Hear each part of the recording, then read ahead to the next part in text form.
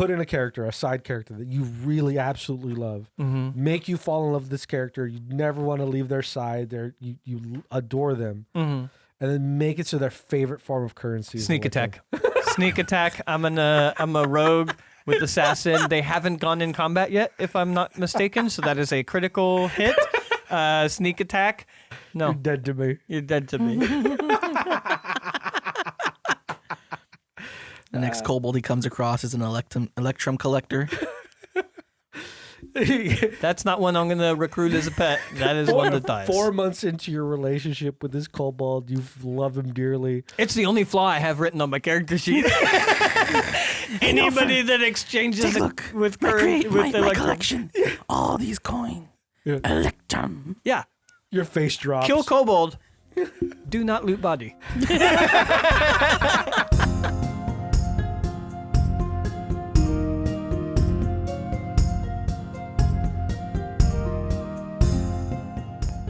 Welcome to Take the Damage podcast by Unfortunate Ones. I'm Sav.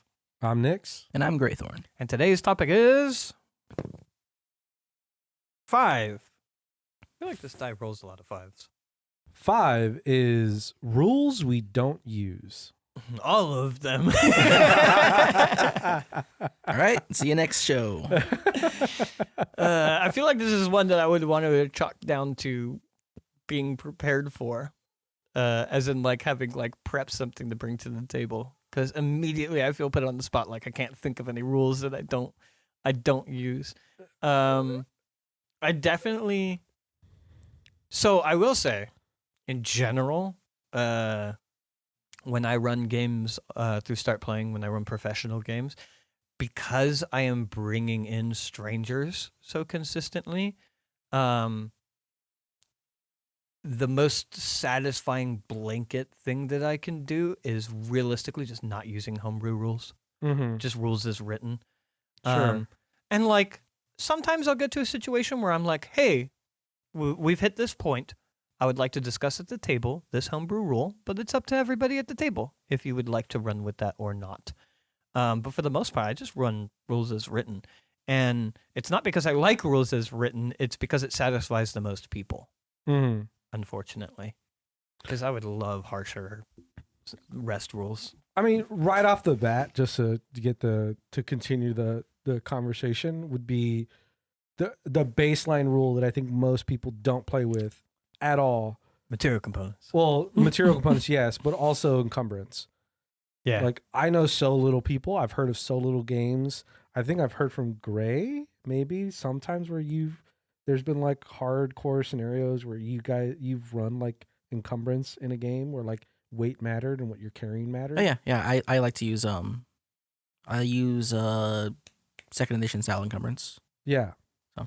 Yeah, because I've heard like I've at least I thought I remembered you talking about something like that. Mm. But for the most part, like for most games that I've played, encumbrance isn't even a thing. Like you don't even like discuss it. Oh, I use a really light homebrew rule, which is whatever's within. It's more space than weight. Whatever's within a reason for you to be holding on your person, I'm fine with it. Like, you don't have 10 daggers. Shut the fuck up. Yeah. If you do, at least 6 of them, if not more, are in your bag, and you don't have quick access to them. Oh man! Like you don't just have 10 daggers. Like the idea of like when people take loot, it's like you don't have 10 daggers, 5 shields, 4 long swords. You don't have that on you. That's just not true. You could have them in your cart. You could have them in a bag. You could have them like around. But the idea that they are consistently on you, no, they're not. I mean, when I was running Lord's Fall, it was like all of you guys essentially had fucking backpacks of holdings because it was just like, oh, what do you have on your inventory? Oh yeah, you have like 1,000 gold, 5,000 silver pieces. You have a sword, a shield, an armoire. There's probably like half a ship in there. Like whatever you want. Like what do you got written down? Cool. I don't keep track of what you guys got. Sure, you have that. Like, I'm going to pull out a chair from my bag. You got it, dude. All of you guys are just walking around this fucking stack of fucking shit. It's like, yeah, it's fine. It all works. Yeah. Also, coin weight as another rule. I'd never have. Yeah, I haven't heard anybody use coin weight. I really only do space. So like again, if you told me you had fucking 10,000 gold, I'd be like, cool. Where? Mhm. Where do you have this 10,000 gold? But considering most of my games, most people are broke at most times, I don't really have to worry about it. But yeah, like realistically, it is within reason of space is how I do encumbrance. I don't care about the weight. Actually, though, I do look at encumbrance. I look at encumbrance in scenarios where like one of my players wants to pick up another player's steel defender and carry them. And I'm like, how much weight can your character hold? Is it within reason?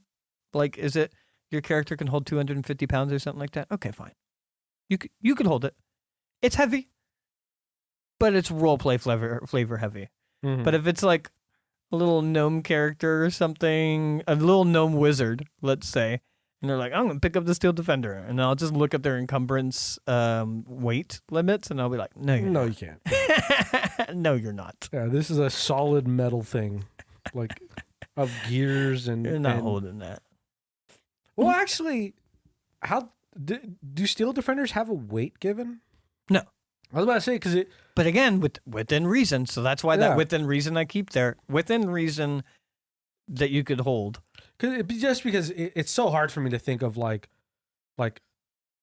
what is the arcane weight like if something is arcane or like yeah, but it is metal. Arcana or like it is metal, for but like flavor how much metal? Like how much of the stuff? I that's imagine moving... mostly a shell, to be honest. Yeah, exactly. I don't imagine it's like a clockwork style. Also, it looks clockwork, I believe, but I don't imagine it actually needs to be because mechanically you can't interact with any of those things. So also, I just as I'm saying it and as I'm thinking about the thing that's in front of us, this table is box steel for the most part, and like what is like it? A quarter inch sheets. Yeah, like it's just mostly hollow. This is the heaviest fucking table that metal adds up so fucking fast. So fucking fast. So like even if it was just the outer shell, based on its hit points, I will give a density to that outer shell. And it wouldn't be much more than this, you know? Like quarter inch maximum, probably nowhere near that. Yeah. Probably like 8th to 16th inch thick steel, and it's just an outer shell. The gnome wizard is still not carrying that. They're just not. I mean, you also brought up material components. A material components is like, unfortunately, not using them makes mages more powerful, and they're already so fucking powerful. But it's just such a boring mechanic to play with, in my opinion. I have only seen it once where a player played into it. Like it was season 2 of Critical Role, where one of the characters really played into his material components for his spell casting. Sure. And like flavored like almost every single spell cast with it. And it looked so enticing as a way to play. Hold on, though. Did they play into it mechanically in the sense that they had to go shopping and make sure they had all their material components, or did they only play into it? Because I have players that play into it, like they'll read the spell and the material component, and they'll be like, I pull out a couple of inches of string and wrap it around my finger or whatever. I have players that do that, but they never buy the string. They just have the string. This player did both. He did both where as part of the casting of the spell, emphasized the use of the material components. Yeah. But also whenever the party did do downtimes, he made it explicit that he was going to look for certain things. Like he was going to go to make sure that his stuff was always, there, that he had an amount of it.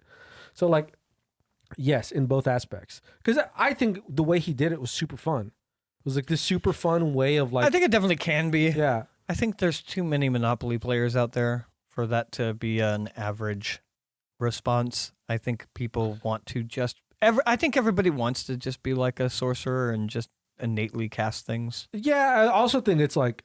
I think you have to, as a player, you have to see it. Yeah. Like you have to see it that somebody did it, and you have to actually be interested in it. Yeah. Like if you see somebody use it very well, to me it adds a lot as a spellcaster. It's like, ooh, that's really cool. Like it's a really cool use of material components to be like, yeah, of course you flavor your spells with it, and you flavor your casting, and you make it a thing that your character has to be thinking about. Yeah. So like this is really cool, but you have to have interest in that. You have to have interest in wanting to play like that. And I think one of the things that helps it is seeing somebody play like that. And so it really sparks it. But like, yeah, I mean, again, going back to Lord's Fall, I didn't give a shit. I think even the pricey ones. Yeah, even the ones that had like a gold a cost to it. Yeah, I was just like, I mean, one of our players didn't even.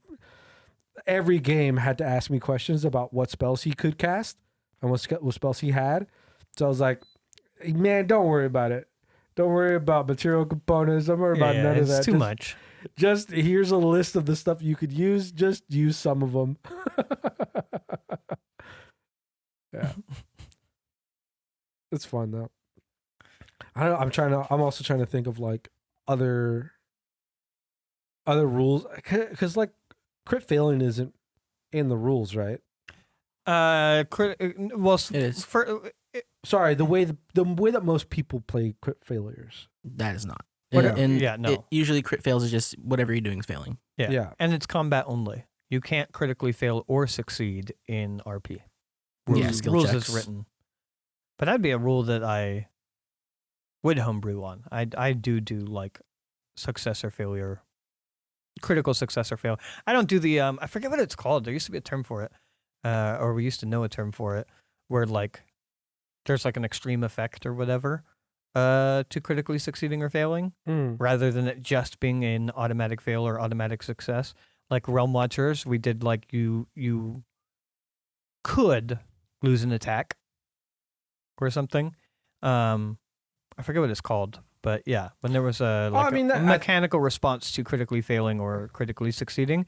But for RP, rules is written for RP, there's no critical success or failure, and then there's only critical success as far as having a mechanical thing in combat. Critical fail is just you don't succeed. Mm-hmm. Yeah, Realm Watchers, we just had that as part of like the home rules that we did, which was like if you critically fail, you either lose one of your attacks or like your weapon gets disarmed or some other flavor. Whatever flavor made sense to the GM of a light, like a minor penalty to critically failing. Nothing like your swing goes wide and you stab into your ally. Or your sword shatters on impact. There's nothing like that. Yeah, nothing like that. But like, like you swing and it gets caught in the door jamb. Like your sword gets caught in the wood and you need to use an attack to remove it. This was a common one we did. You need to use an attack to remove it. Otherwise, you could just drop it. Yeah, you could just ditch That's it. up to you. So I'm either costing you an attack or you can choose to be disarmed, and then you'd be able to have your other attack available. Yeah. But again, it's the disarm was the drawback. Yeah. That's another one that I see commonly dropped. This isn't one that I necessarily drop, but I see commonly dropped. It really depends on the game for me, of sheathing and stowing rules. Oh God, yeah, people drop those all the time. Mm-hmm. I don't understand why people don't like them, to be honest. Like I get that they're like, oh, I can't do anything on this turn, and it's like, yeah, but you should have been better prepared then. Why are you trying to go from board to sword, bow to sword to bow to sword to bow to sword? That's bad prep. That's you're doing that. And I really enjoy Pathfinder has like draw and stow rules. It's an action to draw and an action to stow, which is way more explicitly clear in my opinion than D&D's, where it's like it's a free action to stow or a free action to draw, but you can only stow or draw once in a turn for free, otherwise it consumes your action. It's way more complicated. Stowing is an action, drawing is an action. It is way like more clear. A free action until you do more than once. Yeah. Yeah. Like you have, I think the other you made me think of is donning and doffing. Like donning and doffing armor. I at least again, I like the concept of it, but a lot of times I don't necessarily even think about it. Like, oh, I wish I could play with it. I have to do rules as written, or no, sorry, I have to get rid of it because like people get so butthurt about it. Yeah, but, like, I mean that's another big reason why. But well, people get upset because they're like, well, here's the thing. So mechanically, there are times for donning and doffing your armor. However, mechanically, there are no consequences for sleeping in your armor. So there's no mechanical reason to take armor on and off. No, there is. In 5th edition, is there? I know there is in Pathfinder 1E. I believe in 5th edition. I looked this up recently. Oh, really? I also thought there are alternative rules. I believe this is what it is. I could be wrong because this was like a 2-second Google in the middle of a game. But like, I believe in the DMG there are alternative rules where you won't get the benefits of rest if you are if you are in your armor. Mm-hmm. But they are alternative rules. I thought that was baseline. I don't believe it is. Oh, really? But in any case, no one will. I like it, and no one will allow me to fucking play with it because they're like, oh, well, like, but my whole thing is being the tank, and if I have to take off my armor and something happens, then I can't be the tank. And it's like, yes, and those are the consequences of your actions. Like, those are the consequences of. Do you want to have a good night's sleep while you're out traveling? Yeah. Take off your armor. You got to take off the armor. Not being in a safe and secure enough environment, and like you need to set up ability for you to sleep. Mm-hmm. Like, and also like, yeah, if everything is so reliant on your armor, like, yeah, man, you're gonna be in a fucked up situation. Like, get a better shield, or like have it so that at least something could be. I'll even be a little bit nicer, actually, and go a little bit softer than those alternative rules. I think if you want to take a air quotes long rest in your armor, otherwise 8 hours in your armor, I'll give you the benefits of a short rest. You can have as many of the hit dice as you'd like to use. Any of your resources that recover on a short rest will recover, but you're not going to get the benefits of a long rest because you're in armor. Like, you know what I mean? Yeah. Now you're chilling out for 8 hours in armor, and to me, short rest makes perfect sense in armor because, like, I don't care how heavy of stuff you put on me. If I lay down, I'm going to be comfortable. So, so it's more about what you're laying on. Yeah, absolutely. But if you're laying on a bedroll, and if you're laying, but if you're laying on your, steel plate armor, because that's what you're wearing, I'll give you a short rest, but you might not fall asleep. You'll probably be stuck in phase 2 sleep the entire night. You'll be sleeping, but it's not going to be very good. Yeah. Short rest benefits make sense to me still, but it's like, okay, so to me now that becomes a tactical thing. Now it's like, okay, I'm the frontline guy. If anything happens, I need to be ready, which means I need to stay in my armor. But if I stay in my armor, I only get the benefits of a short rest. Is it worth it? Or is it more worth it for me to get the long rest and potentially enter a combat without my armor? Also, hey, here's a tactical thing.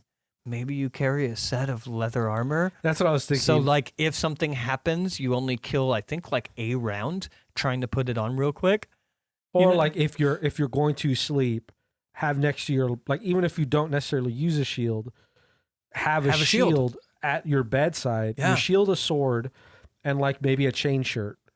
Like not maybe full leathers, but just like a leather shirt. A chain shirt. Yeah. But even a chain shirt. Chain shirt's pretty high AC. Yeah. Like, yeah, carry a chain shirt with you. You don't need to always wear it. Yeah. But in the scenario, and I would even be fine if someone wanted to flavor it and say, I wear plate with a chain shirt under it. Reason being, I only get the benefits of the plate mechanically. Sure. But when I go to rest, I would like to have the chain shirt or whatever. Because, like, I could see you resting in a chain shirt, to be honest. I think that'd be perfect. I could put on a chain shirt right now and fall asleep. It'd be fine. Yeah, you could probably. Yeah. I mean, I'm a trash person, but, like, I feel like any adventurer is a trash person, too, and would probably be fine in the woods with a chain shirt on. Granted, with the difficulty you have sleeping, I think any scenario is always going to be the same. It's like, can I sleep? I don't know. Will my body let me? Sure. What are you wearing? Doesn't matter. It doesn't matter. Yeah, funny enough, like I've talked on the podcast before about having sleep problems, and I'm just like, I've tried exercising, I've tried waking up early and staying awake all day, I've tried being consistent every day, I've tried drinking water, I've tried eating healthy, I've tried reducing stress. Nothing has ever worked in my life, but I'm just realizing maybe it's because I sleep in full plate every night. Maybe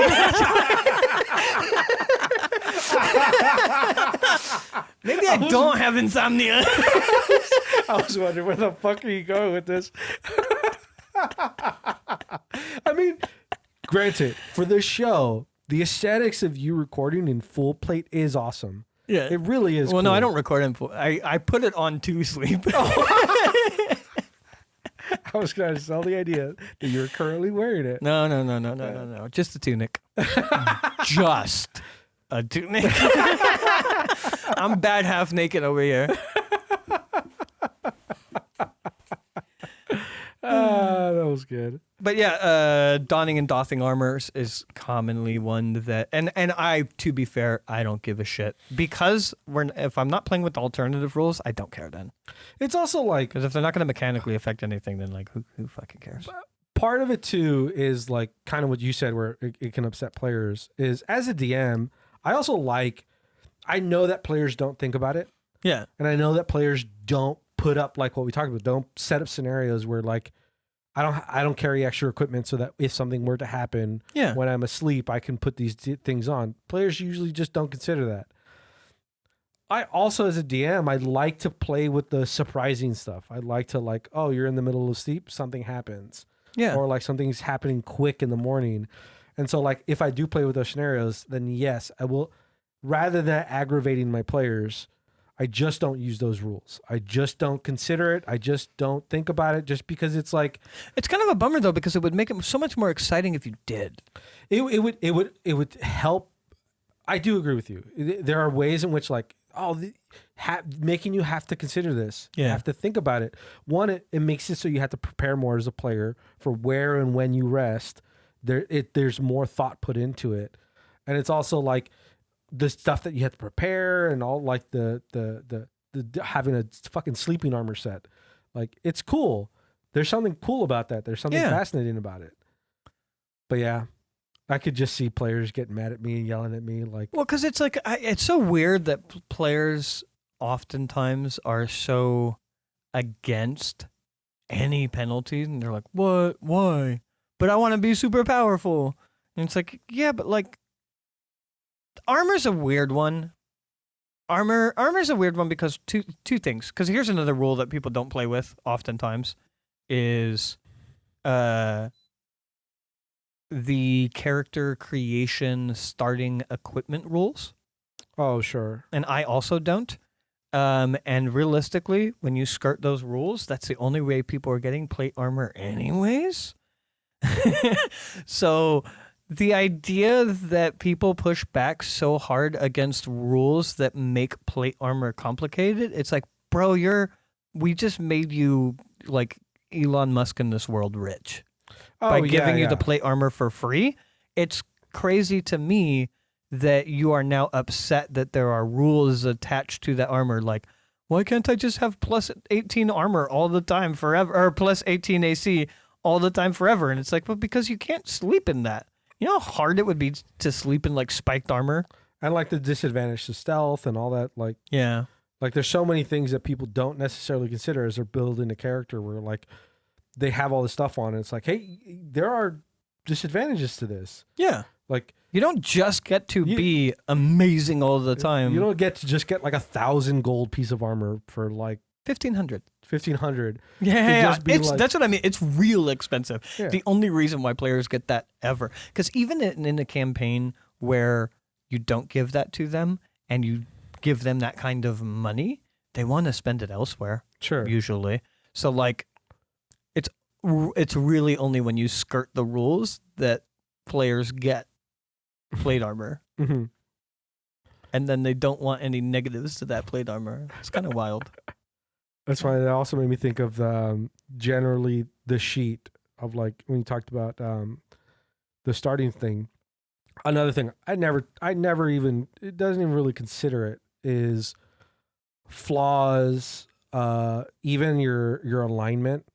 like a lot of those stuff on the sheet, like the character details, like where you roll out, all that things. Like I never play with any of that stuff. Like I've drifted so far away from caring about alignment. Pathfinder 2E remastered got rid of it. Well, alignment? Mm-hmm. Oh, really? Yep. Yeah, I mean, it just, I don't know, it just doesn't feel like, I get games that emphasize it. So like, what was Dungeon Crawl Classics? Their rules and mechanics, some of their characters play into alignment. So like clerics, if you're a cleric and you go to heal somebody, how effective your healing is depends on your alignment and their alignment. So if their alignment is further away from you, or if it's like the opposite of harder yours, to heal. It's your healing barely works or doesn't work at all, because it's part of the whole thing is like your god doesn't show any favor to this person. Yeah. Because they're antithetical to them. So like, yeah, okay, I get that. If you're going to play into it, if you're gonna have it in your game, then make it matter. Like make it matter in some way, but it's part of it. Yeah, that's a funny point, because like in D&D, alignment matters so little. Yeah, and people use it to disrupt the table. Like that's the purpose of it. Is like, but I think maybe that's because it doesn't mechanically matter that people put weird meaning onto it, and therefore that is why it is disruptive. It's almost built to be. Because I believe AD&D it also matters too, right? Like there's certain things you can and can't do. Certain gods, I think. Yeah. You have to have a certain alignment to have a certain god. I believe it's certain spell casters too. It's like clerics and druids, or like certain spells would affect certain alignments differently. Yeah, because that's the thing, is that 5e at least has gotten so far away from that. Where like, yeah, alignment never matters. It's never like, I think there's still some rules in there where like if you do certain acts, your alignment can change. But what does that do? It does nothing.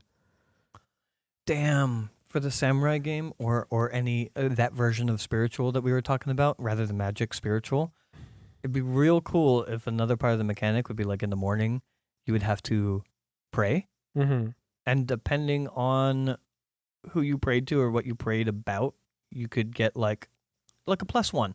Like consider it like inspiration from D&D or hero points from Pathfinder. But instead of it being like a D20 or something, it's just a +1 on that day when you do things that align with that thing that you prayed for. Sure. You know what I mean? And if you do something against that thing, not outside of, but against that thing, you might have a -1 penalty. Yeah. So if you pray to the whatever, I don't know, this is more Native American, but like the trickster fox or whatever. And it's like, oh, if you try to do something tricksy, then you get a +1. But if you try to do like a persuasion check based on honesty on that day, you get a -1, baby boy. But it's like a prayer per morning. Sure. Again, I just think it's at least alignment. It's fallen so far out of like mattering. I hate it. That like, because again, there's no mechanical tie-in. There's not, at least not that I can think of right now. There's not anymore. Not anymore. Yeah. I could see if there was though. Like I had never even thought about that. I didn't know that about Dungeon Crawl Classics. I am viscerally against alignments because I think mechanically they break tables. Well, classes had to be aligned. Yeah. Yeah. Paladins had to be lawful. Yeah. I think Rangers had to be chaotic, or rogues, Yeah, barbarians. Had to be chaotic. I think Dungeon Crawl Classics has Pathfinder 1E has more of that. But even that immediately what you just said still means nothing to me, and I dislike it. But if there was mechanical reasons, what chaotic meant, what lawful meant, if there was a further tie, then it wouldn't bother me. Like, okay, I'm going to play the paladin class, which means I have to be lawful, which means that like I can't use my proficiency if I break the law. You know what I mean? Like I might have consequences against me if I am not It was lawful. more meaningful in like second edition because you're supposed to be, the avatar of your god. You're supposed to follow a certain set of rules. Yeah. So if your god is, all about love and peace, and you go and kill somebody for no reason, you're supposed to fall out of favor of that god and lose your powers. Yeah. So in that sense, there was a mechanical I believe aspect to it. DCC still does that. If you do things against your god, at least as the cleric class, if you do things against it, there are penalties that then get occurred onto your character. Cool. Yeah. See, I actually I'd never thought about alignment, but now that you guys are both mentioning different systems where it actually mechanically matters, I'm like, oh, I actually think I wouldn't mind that. So I think it's just now that alignment has digressed into not mattering It's that I hate not it so much a rule; it's more just a heuristic. Yeah. Yeah, and I hate that though. I get yes, it's become no longer a rule, and therefore it's so abused, and I wish it didn't exist. Yeah, I guess that's Pathfinder 2E's case. It's seeing how people have used like 5E and just going like, nobody really cares. Yeah. It doesn't matter in our mechanics in the game setup anymore. So let's just get rid of it. Because I think that's, again, if you're gonna do that, I think that's true of a lot of aspects of a game. Like if you're gonna make something matter or have something on the sheet, have it matter in some way. Have it matter in like some sort of circumstance, some sort of something to make it like, why is this here? Yeah. It's the same thing with like the flaws stuff, which is like, yes, it's supposed to matter because your character's supposed to do certain things, but also like hate it, get rid of it. Yeah, like nobody does it. Nobody wants to do it. If I roll something and I get like all of a sudden a lot of my players like writing flaws. Really? And they're way too pivotal flaws. That like again just lead to disruption. Realistically, like, oh, if I see rich people, I have to rob them. Cool. Or rather, okay, like, can you find a different table then? You know what I mean? Like where it's like they're just way too pivotal, or like I don't know. They potentially could butt up into a bunch of like a ridiculous thing, like you said. It's like, oh, if I see a child, I have to kick them over. Like, yeah. It's way. If you're a lawful paladin and you're like, I'm so about the law that if I see any crime at all, I will throw my life to it. Like I will forfeit my life in order to defend that law. And it's like, cool. I guess I just won't write things in that direction, which is really, really limiting for me as a DM. Because if I do write things in that direction, unless I'm doing it so intentional, because I want you to interact with it, it's just going to create problems at the table so consistently. So now I just need to write a world that doesn't have crime. Like it's like the degree in which you need to change your campaign if you have a player character that can fly, which is so significant, how you have to change your campaign in the corner that it puts you in as a DM. I feel like flaws do the same fucking thing because people write flaws that are just so pivotal. It's something that like as the years have gone by and has like, especially D&D and 5e and all that stuff has been like expanding. Like the many that like there's at least from my memory, there's a couple of classes now that have the ability to fly, and it's like, man, to get that from the onset, to get just the ability to fly is like that changes so much. Yeah. Of how like sorcerers, the regular flying or like the regular like adventuring part of a game goes. Yeah. Like trying to traverse certain things or trying to like get to certain places. It's like, oh, I have to just completely rewrite how I'm doing all this stuff to make it a challenge. Yep. I have one more before we go to our loot table. Okay. And realistically, it is a stretch. I just want to talk about it. Okay, you got it. But as far as rules that we don't play with, detect good and evil. The first sentence is just flavor. It's like you can sense good and evil around you. Period. The second sentence is the mechanical part. You can tell within this area if there is a celestial, an undead, a fiend, blah, blah, blah, blah. And it's that second sentence that I kind of like halfway drop. Because also, I'll be like, oh yeah, you sense evil from this guy. I'll take it in a literal sense of like they can just tell if something is good and evil, and I'm like, yeah, that's fucked up. What you're looking at is pretty fucked up. Is it undead? Well, it doesn't seem to be undead or celestial or a fiend. It's just fucked up. this It's pretty guy's- evil. He's just a bad guy. He's a bad guy. This Guy's the epitome of not goodness. just to give you an insight, because you don't necessarily know this, but you want to give you a scenario. This guy steals from his mom. Like, this guy is a bad guy. He steals from his mom and then gaslights her about it and makes her feel bad. His mom thinks she has like early onset Alzheimer's. It's a bad time. Yeah, I use it as essentially like, you don't have to roll for this insight check. You can tell he's an ass. I mean, I can see that also if you have like a party where there's nobody who's good at inciting. Yeah. And like there's just a guy who has, like, there's a sorcerer or a wizard and they have detect good and evil. Like, I have a whole party that is 0 or negative wisdom. wow. The whole party. They don't perceive anything. They can't insight anything. I do, although I was watching one of our shorts, it popped up. I kind of want to get a couple of our friends when we do the active play stuff or the actual play stuff. Mhm. I want to get like maybe 2 or 3 people, and I do want to run the Oops All Clerics. Yeah. I do want to run that. Yeah. I think that'd be really fun. You want to run it or you want to play it? I would love to play it. Okay. But also, if nobody wants to, like, if all we have is me, who's like, I want to do this, Yeah. and nobody else wants to DM it, Yeah. I'll DM it. I feel like at that point too, like I get what you were saying about wanting guests in, because like the Buddy Cop one don't need guests, Realm No. Watchers don't need guests, but this one, like, we want a full party of clerics. Oops All Clerics, and it's just you two. Not saying that's bad. It's just 2 people. Yeah, It's not yeah. enough. No. I We more want a clerics. full party of clerics, and I think the only rule at the table is you can't have the same subclass. I want. Well, I mean, we gotta have a lot. We gotta have at least one grave domain is fine. Yeah. One grave domain. At least one grave domain, but like I think everybody should be a different subclass. I kind of want to have Jack in there. Or no, you have two options. You have 2 options. Either everybody's a different subclass and one person is a grave domain, or we're all grave domain. All right, that's kind of what I was thinking. Is everyone's grave domain, and everyone I want to have like a thing where we're relatively low level, where we have all those abilities, and then just kind of like slowly have us fight bigger and bigger things and see what you can't fight. Yeah. Like, see what you can't beat up.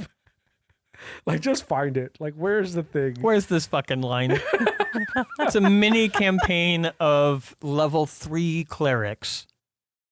Level 3, so we get our subclasses. A mini campaign of level 3 clerics. Whatever level unlocks the vulnerability thing.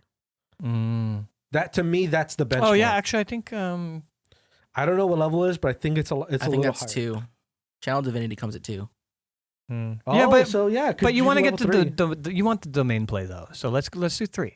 Yeah. Level 3, so you get the domain play, and then we'll start off with what the CR system thinks level 3 clerics can take on, and then just slowly increase the CR until you kill the party.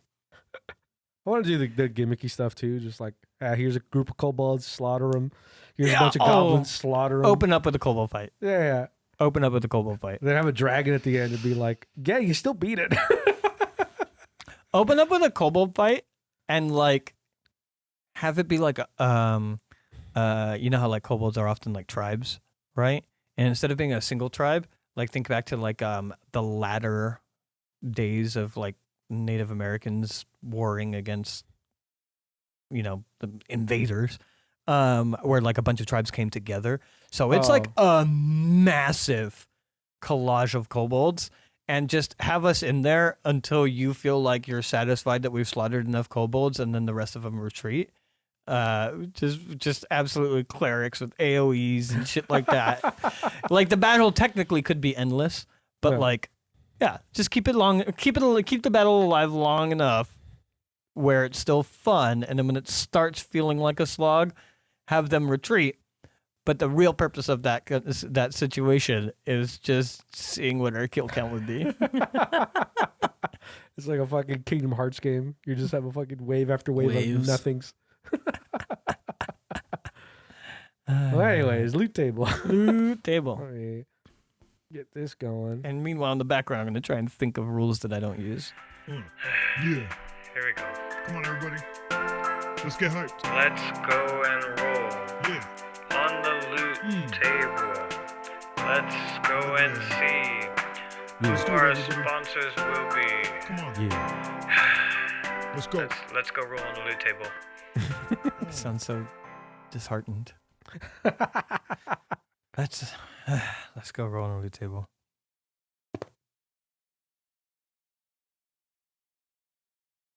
Eight. An 8, which would be today's sponsor is Messi. Is that how you pronounce it? Yeah, I think so. Messi. Okay, let me look away from.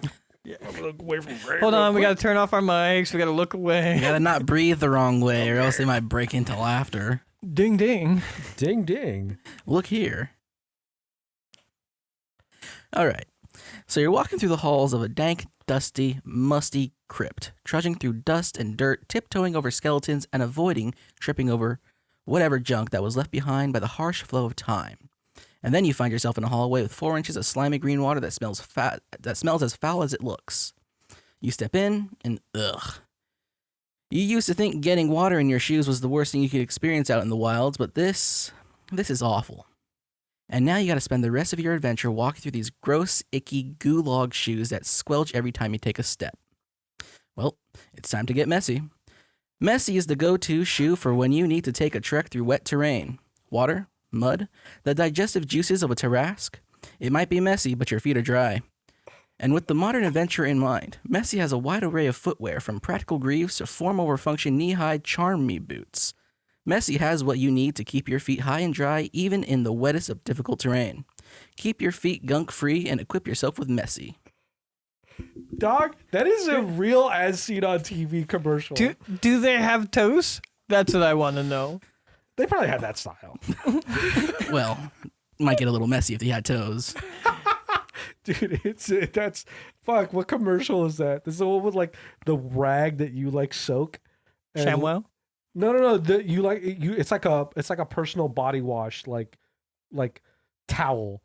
It's literally like a wet wipe that you're supposed to you do a quick shower with. I forgot what the name of it is, but it's exactly the same. It has a weird like name, like time to get messy. We're like, it's like one of those like. The name is the opposite of what it's doing. It's getting you clean, but I forgot what it's called. But oh my god, I very much enjoyed when the Tarrasque guts or whatever you said. The innards of the Tarrasque. walking around in gulagged shit. Gulagged shoes. I mean, we Lovely. say this because it's a quality product. I have my Messies on right now. They're really great. We're also sitting in swamp water. Yeah. I mean, that's what this garage is. That's the reason why the audio is so bad. It's just there's swamp water. That's the reason. Yeah, there's goo dripping off the walls. The ceiling is really just stuff. Nailed it. I gotta land. I was going. The crickets are just the reverberations of the insides of a Tarrasque stomach. Yeah. I'm picturing like an adventure where you go up and you have to combat a gelatinous cube, and then like you pull out the shoes from the cube and they're pristine. Pristine, undigested shoes. Yeah. Like, bro, fucking scored. I got Messies. I got Messies. Some guy just shows up to this exact dungeon looking for that cube. He's like, oh, I got another pair of shoes out there. Hey. Love it. That was really good. I like that one. So I don't know what the rules are as far as like, I don't think there are rules for this, but like rules for how you generate like ability scores and whatnot. But whenever I do character creation, I also lend it to the players of like, I don't care about the rules for multi-class requirements Oh, multi-class requirements. or like yeah. feat requirements and Yeah. shit. And like, I don't care. The only reason why I abide by the multi-class rules is only because the majority of the games that I've run and played are on D&D Beyond. Yeah, but you could turn it off on D&D Beyond. Oh yeah. So yeah. That's what I'm saying is that Yeah. like I personally I don't care, and the reason why I don't care Yeah, I don't is care either. they're meant to protect the player.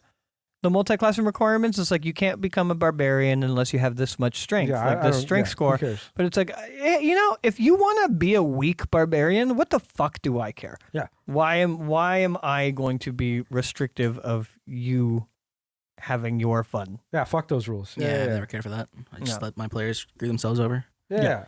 Also, like, I have certain wacky builds that I put together that, like, Yeah.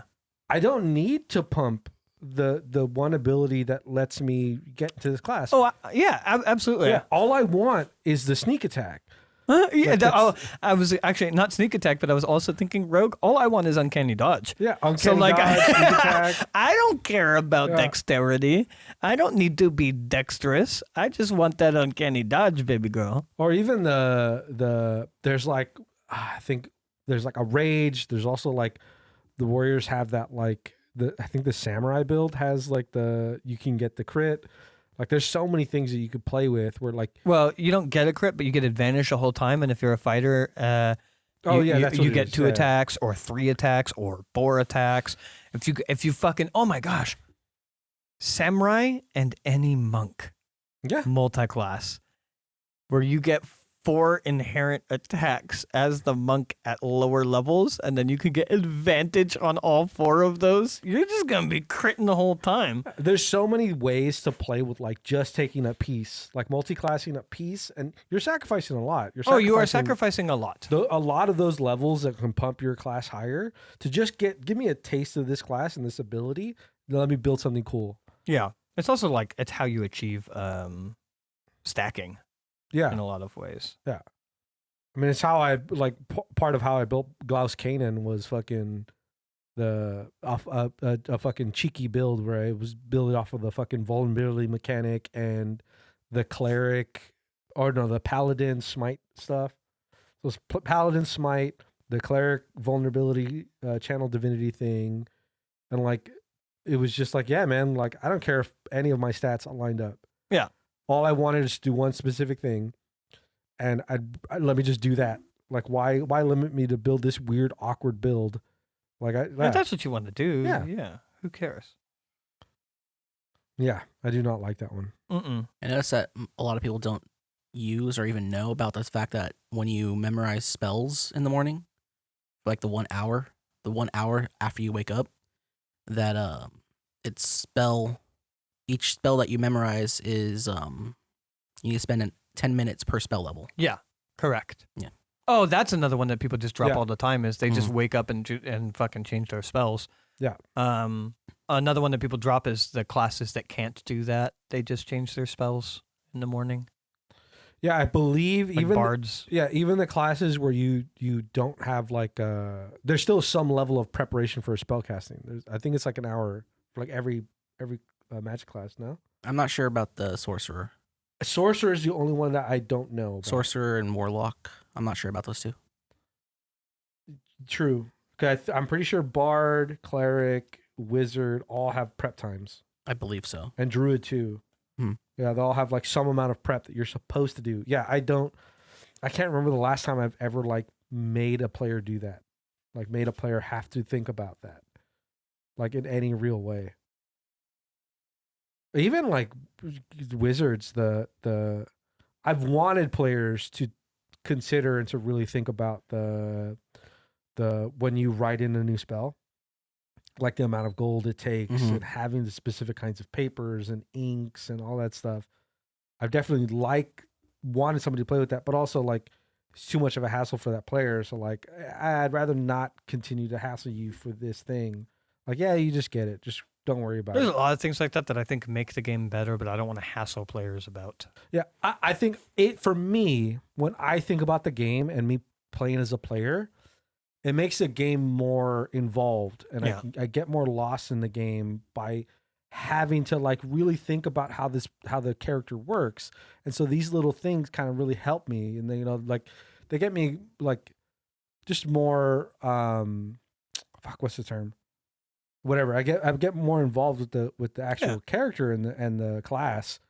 But I could totally understand somebody else where they're just like They don't care about it. They don't to a want to degree, care but about it is a lot of the things of like people talk about how boring the combat is in D&D, like how much of a slog it is, and it's like, yeah, but that's because most people do away with all of the rules that make it more interesting.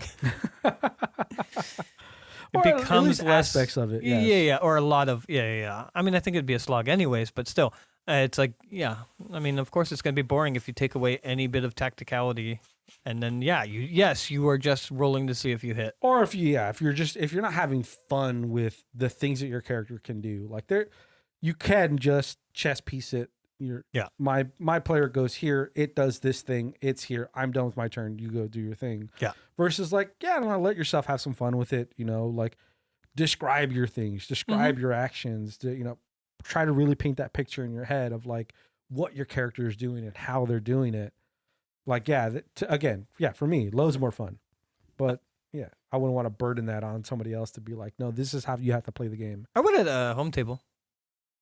I could see a lot of those at things a home table enforcing. with friends. Yes. Yeah. I don't know what the rules are for 5e on this, but I know that whatever they are, if they exist, I ignore them. But like moving at half pace when stealthing. I still kind of use that. I don't know if it is even a rule. It is. I would like it to be a rule. I believe it's a rule from It's Xanathar. moving at half expansion rule. pace to not be at disadvantage, I believe. You move at full pace and you get disadvantage. What I read just now, but I don't know how accurate it is like if you decide to move at full pace, your DM can ask you to make another stealth check. I always thought in order to maintain stealth, you had to move at half pace. Same. But I'm not positive that that's a rule, but I know that it gets ignored a lot. At a home table, I would absolutely play into it. But at a regular table, I could just imagine. I just I have a lot of players right now, and I like my players a lot, but there's a lot of things that I just don't do because it just makes people upset at the table. And if I think I restricted them on their movement, they'd be like, "Well, that's lame. Why can't they move at full pace?" I mean, when I think about some of these rules too, that's a big motivator for me, at least thinking about it, is like, do I have to continually hassle my players over this thing? And what do you gain from it? Like, the benefits of the tacticality of having to make decisions about moving at half speed or full speed versus if nobody's having fun doing that mechanic. Yeah. Am I going to make my players play the game in a way that I think I would have a little bit more fun with versus everyone's having their own, like having fun playing this particular way. Me doing this is like, you don't need to do this. This is a little thing that like, I think you'd have a better time if you did it, but also everyone's still having a great time. Yeah. Like why am I going to cumbersome you with a lot of this other shit? I mean, another big one that we never use and that we actively despise is, there's an extra bit of currency that never gets used. No, there's not. And by rules, in terms of in the book, and like where it's not in there. where there's a place for it. Nope. It doesn't exist. It's usually, I think, often depicted as like a blue color. If I'm remembering it correctly. I think you're making stuff up. None of this sounds familiar at all. I don't actually know what it's supposed to look like. I just know that when you have your coins. Why would there be a currency that is fucking, it breaks the base 10 rule? Like, why would you do that? 10, 10, 10, 15, 10, 10, 10. What's the point? Why would you fucking do that? Again, I think the multiple times we talk, I believe it's 5. So if... Whatever, 5 or 15. It doesn't matter. It breaks the mold. Yeah. And it's like, it just makes math hard. Why bother? That's one. You're supposed to have gold, silver, and copper. Yeah. Fucking nobody that I know fucking deals with that. You just have change. I don't care. Like, you have 10 gold, and then I'm like, well, that's 5 copper. And they'll be like, well, I don't have 5 copper. I only have gold. No one I know. Oh, like hassling players over, like, if they're going to get a fucking currency beer exchange. or a piece of bread. Yeah. And it's like, this is 2 copper. It's like, do you have 2 copper? It's like, yeah, you have it. It's fine. I don't care. Yeah, you have it. It's fine. Yeah. You now have, like, subtract a gold and add back 9 silver and 8 copper. Yeah. And you're good. It's fine. Now you have the copper and silver as well. Yeah. But like, I'm not going to hand you fucking 15 gold, 7 silver, and 2 copper pieces. I'm just going to give you the 15 fucking gold or 16 gold. Yeah. Like, I'm never going to be. Part of me is I think I'm wishy-washy on that one. Sometimes I'll use it, sometimes I won't, depending on the game, depending on what we're doing. Because I do kind of like it, where like I give my players an absurd amount of copper. Like also like if you're ever at my table, if Sav is ever at my table, I'm gonna give him Electrum. It's just something I'm gonna do. I'll throw it away. I don't care how much it's worth. I will not take it. I'll do the whole dungeon, see that it's all Electrum, and I'll be like, oh, that's a bummer. There was no reward for this dungeon. I put you into a dungeon where I'm already mad, first of all, because I'm in the dungeon. You're in a dungeon. I'm gonna put you in a dungeon where you walk 3 steps and the walls and everything, the whole place is made of Electrum. You're like, ugh, disgusting. Get me out of here. Like the only thing I would use that for is like if I ever met, it would only be RP. If I ever met someone that I really, really, really liked in the campaign, like an NPC, I'd be like, listen, I know of this place. I already killed the Cyclops. You just got to go in there and collect all of the of the Electrum. I love to long bait you to have like put in a character, a side character that you really absolutely love. Mm-hmm. Make you fall in love with this character. You never want to leave their side. You adore them. Mm-hmm. And then make it so their favorite form of currency is Sneak Electrum. attack. Sneak attack. I'm a rogue with assassin. They haven't gone in combat yet, if I'm not mistaken. So that is a critical hit. Sneak attack. Yeah, no. You're dead to me. You're dead to me. The next kobold he comes across is an Electrum collector.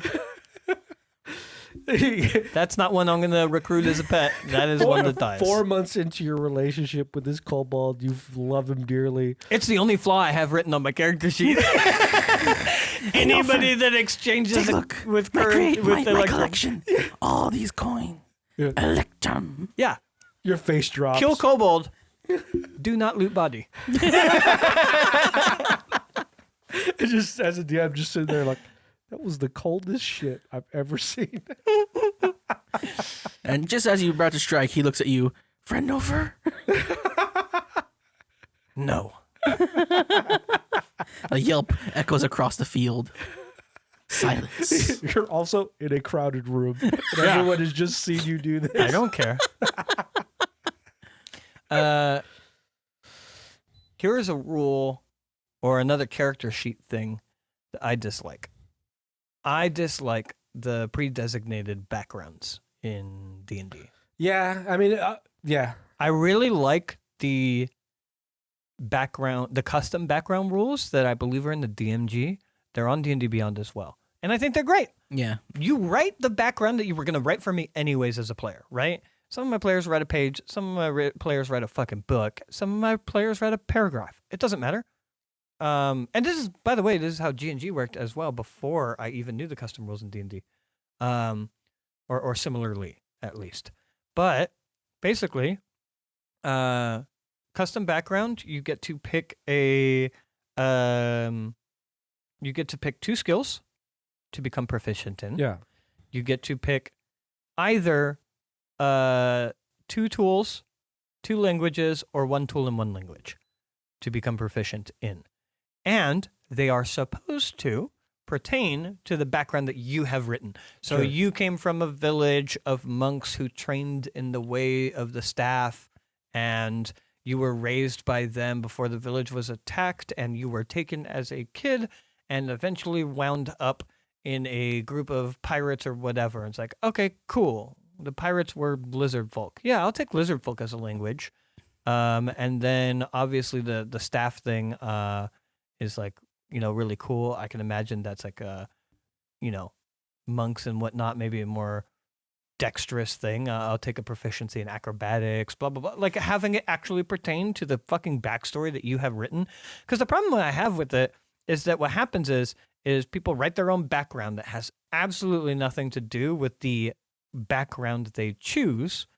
And they're just choosing the background that they choose for the benefits anyways. Yeah. So just do the custom background. Don't do Acolyte. Do a custom background. Acolyte or Sage or whatever. Yeah. The weird, like, unless you buy all the books, you have like 10 choices. Yeah, but even when you buy all of the books, it's still just people trying to mash it together to work with their character in a mechanical way, not in a flavor way. Yeah. I don't like that. And then the only thing I don't like about the custom rules is the feat. I don't like the feat. And that one, I just, honestly, I ignore. If a player brings it up, I'll play into it. If a player doesn't bring it up, I don't even fucking read their background feat. I think they're lame. I'll give you an example of a background feat that I think is fine, but commonly gets ignored. Background feats commonly get ignored because they're mostly flavor feats. Like the rogue one, I forget what it's called, spy, or something like that. And it's basically that like anywhere you go, you have a contact. And it's like, there's cool ways to play into it. I've seen you play into it. I've played into it in cool ways. But I'm only ever going to play into that if someone brings it up. Yeah. But then there's other ones that like, so that one is like, you might know somebody at the DM's discretion in a given town. That's all that one is. And then there's other ones where it's like, you get a warlock cantrip. And it's like, what the fuck? That's not balanced at all. That makes no fucking sense. That's ridiculous. That's insane. Yeah. I think rather than a feat, what I would say that I would commonly do is, let's pull it back to G&G. You as a character were practicing lassos to become proficient in lassos, right? Mm-hmm. If Ace's character told me that he wanted to know shit about lassos, I'd be like, oh yeah, I could see that. I'm actually going to start you off with a proficiency point though, because it makes sense. Where you came from, you were like a rancher. It makes sense that you know how to use a lasso. You know what I mean? Sure. So like, I don't think you need to do a background feat. Just write your background. If your DM reads it, ask them for situational things when you get into a situation.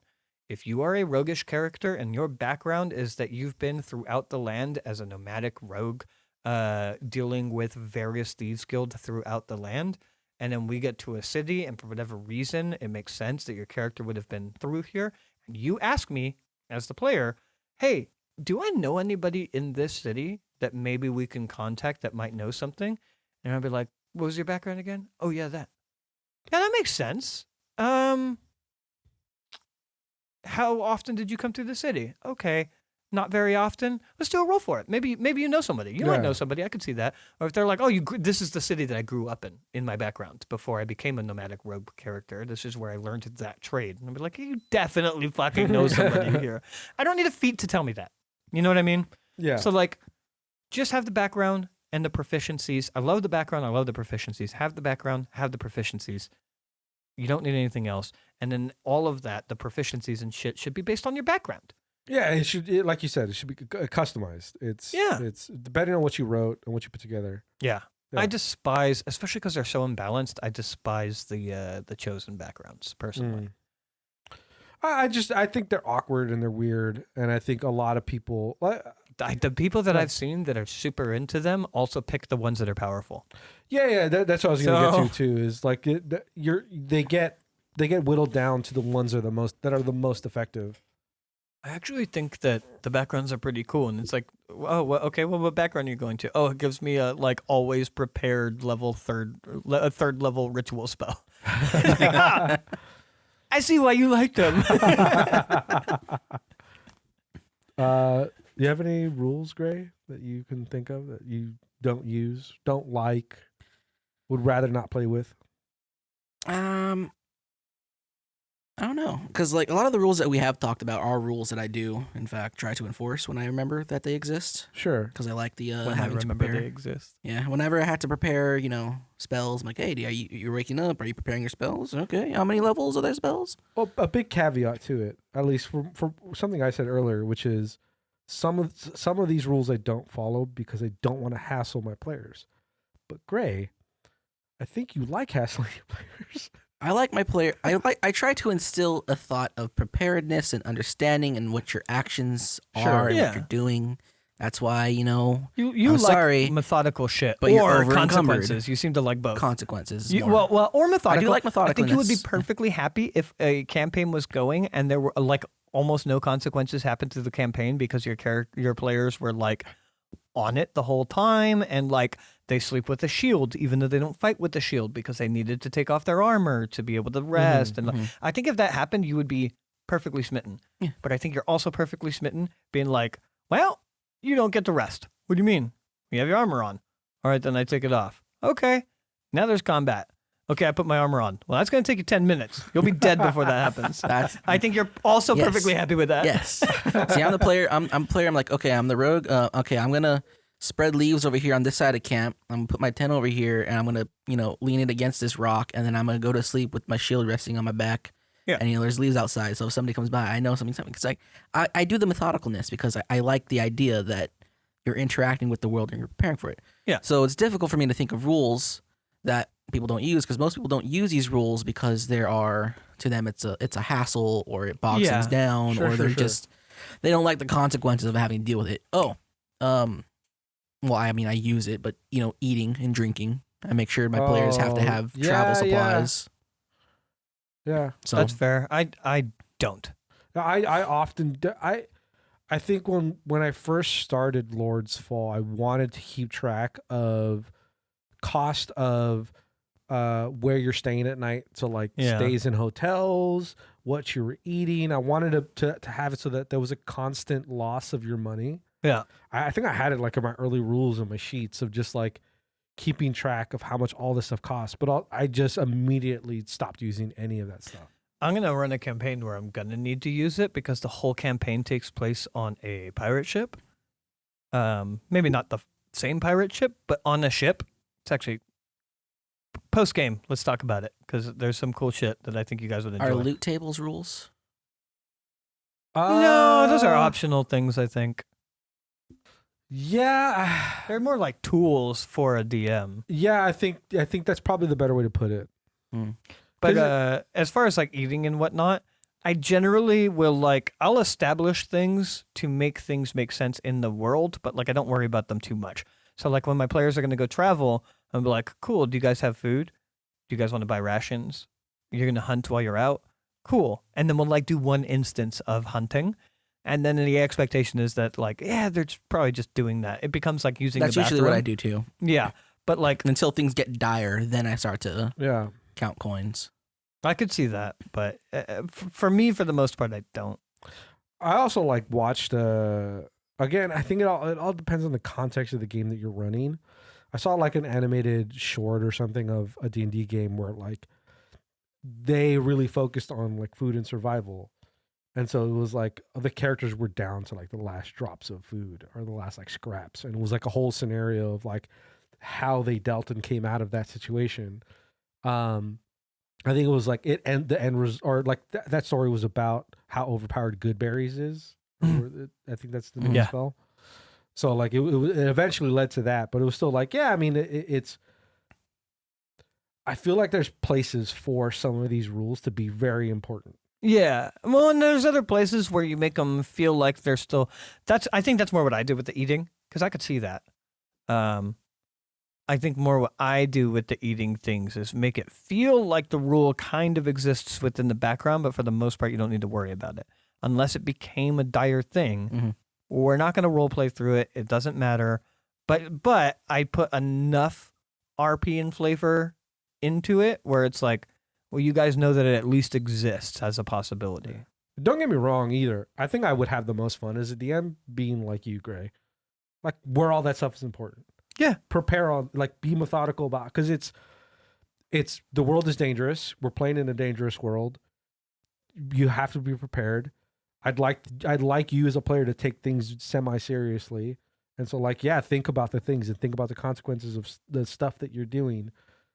But again, I don't know if I'm just gun shy or whatever about I don't want to bother my players. I don't want to, I'm sorry, guys. No, you guys. It depends. There were some things that I was we had an instance of playing with harsh rules in G&G of health rules. Yeah. And we all agreed at the table that they were harsh.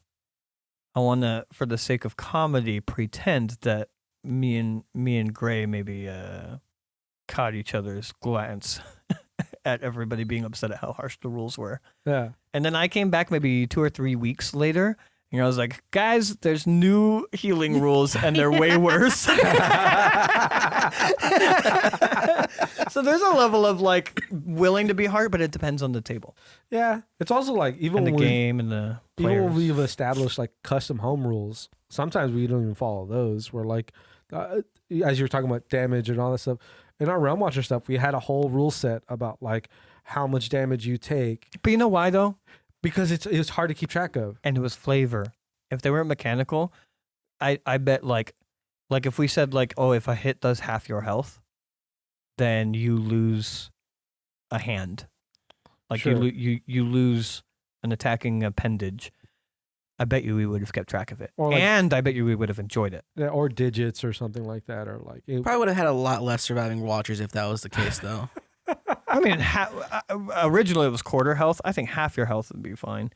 But yeah, I mean, but you're talking to only one, right? So like all of a sudden it's like, okay, well now I can't dual wield anymore. That's the consequences of getting hit for half your health in one hit is you have a Realm Watcher that can no longer dual wield. There's things you could do, like you could narratively you could be like, well, I can't dual wield anymore. What can I do with that appendage? Well, traditionally I didn't wear a shield. But what if I took the little bit of currency that I had and went to a tailor and had them just permanently fix a fucking a buckler to my left yeah. arm? And it's like, well, I guess I got a permanent +1, but I can no longer dual wield. And that's like a cool narrative thing that you've had to Sure. do with that character. Or you could have a weapon tied to that hand permanently, but it means that like there's certain places that you probably can't go in anymore because you're constantly wielding a weapon. You know what I mean? So like I think if there was an actual, it's kind of like the alignment thing. I think if there was an actual mechanical reason why we were keeping track of how big of hits we were taking, I think we would have. But we were like, oh, you get a cool scar, and it sounded really cool in the concept of designing the game. And then as soon as it started happening, it like happened once or twice, and then we were like, yeah. we just stopped taking care of it and keeping track of it, and like I think that's a majority of a lot of stuff is just like keeping track of it. Like, does it mechanically matter? Are you making it mechanically matter? yeah. And so, How like- often does it mechanically matter? Does it not mechanically matter? Well, then you're probably going to get rid of that rule. Yeah. Like, is it base 10? You know, like that's a huge one. Apparently. Could be base anything. I would actually prefer base 100. The reason why is I think it would make the world a lot cooler if you were constantly dealing in copper, and then like for like the moderately expensive, like commoners just deal in copper, Sure. right? And when you put a gold piece down in front of them, not only is that a crazy amount of wealth, or not even gold piece, a silver piece. Not only is it a crazy amount of wealth, but like they've maybe never held a silver piece before. Oh yeah, but And, I think you'd have to scale money in your. Oh, world. you do It significantly. would be like 100 copper is like 100 a- copper is a 1 silver, 100 silver is 1 gold. So when you drop a gold piece down, Yeah. it's like, oh, damn, that's a fucking price. Oh, I mean, I think that'd be really cool too. Like to set your world up in that way, where like Yeah. copper or gold and silver are so much more valuable. Yeah, I think that'd be really interesting. I think that'd be way, way, way cooler. Just make it base 100, kind of like our money is base 100. Yeah. I think that'd be way radder. Yeah. Or, wait. What if it was base 100? So it's like 100 copper is 1 silver, 100 silver is 1 gold, and then 100 gold is 5 electrum or something? I don't know. Yeah. No, Electrum's still the same. Electrum's the same. It's 5 copper is 1 Electrum. 5 copper. It's like 1,000 electrum is 1 copper. Go ahead, take as much electrum as you want. Oh, Electrum is not the lowest form. Yeah, electrum is the lowest form of currency. it's just on the streets. People just kick it around. It's so worthless. I like electrum as a resource thing. Like we used the Electrum slot for credits for Realm Watchers. Yeah. I could see that too, having like, damn, I'm gonna do that. Having a guild built, and like they have their own currency or whatever. Like fucking, oh man, dude, John Wick, we're like, what the fuck is that coin even worth? The coin, yeah. It's just Electrum and you have no idea what it's worth. Yeah, like, the coin just does things. Yeah, the coin just does things. Like you put down a coin and you could buy a beer with it, or you put down the coin and you could have someone taken out. Or you have somebody clean up bodies in your house. Yeah. You put down a coin because you want to buy a bicycle, and they're like, that's actually 2 coins. It's like, but I had someone killed for 1. What does this mean? Inflation, man. It gets everything. Elimination approved. Gorgeous. All right. How you guys feeling? You got more in the tank? I'm sure there are. Again, this is probably one that we should have better prepared for. But actually, this has been a decent length podcast. Oh yeah, I think we've also talked about a bunch of different things. Little stumbling around, but that's okay. Yeah, No less than usual. Yeah. No more than usual. All right. All right. Well, thank you for listening to Take the Damage podcast. I'm Sav. You can find me over at Start Playing Games if you want to have a game ran by me. My links will be in the description. Thank you very much. I'm Nix. I have a YouTube channel that's in the links. It has not had any updates in a while, so... How long has it been since you've had I don't know. It's been like a year, if not more, since I've uploaded anything.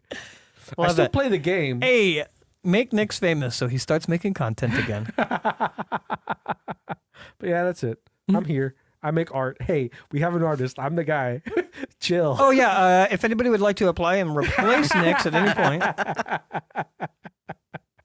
Great. I'm Graythorn. There are links in the description. I'm sure I stream sometimes on Fridays. I should be streaming games again soon because my players are all back, but I haven't written anything or done any balance changes or figured out what I want to do with this next game. So it's probably going to be a little bit. And I'm going to get DMs every day by a specific player until that day happens. I can see that. Yeah, thank you for listening. Make sure to like, subscribe, hit bells, go to our Patreon or our website to give us money and gain access to bonus content, being our pre and post show that we record before our actual podcast, which is kind of just us loosely talking as friends rather than on topic. Not that we stick on topics very well anyways. No. But yeah. Also, first goal is 500 subscribers on the YouTube channel, and then we can have unbroken links. I don't know that anybody cares about that. It's so funny to me that you like, I got to make sure to say that at the end. Hey, I want to put it in there because to me, that's a goal, is to get 500 subscribers. That's a goal. Yeah, but like the goal, the reward for the goal, I don't know that anybody cares. Oh, about. Probably nobody cares for the reward. I mean, we do. We do, genuinely. I do. Yeah, I do. But also, like, I think just saying the 500 Let's subscribers. get to 500 subscribers. Yeah, dog. 500 subscribers. Woo! Also, if we could get to 5 subscribers. Woo! We have 5. What do we have? 12. 12? Yeah. All right. Next goal. 13. Let's make it an easy goal. All right. Easy one. Let's get that 13. Number 13. It Let's go, could be baby. you. All right. Thank you for listening. All right.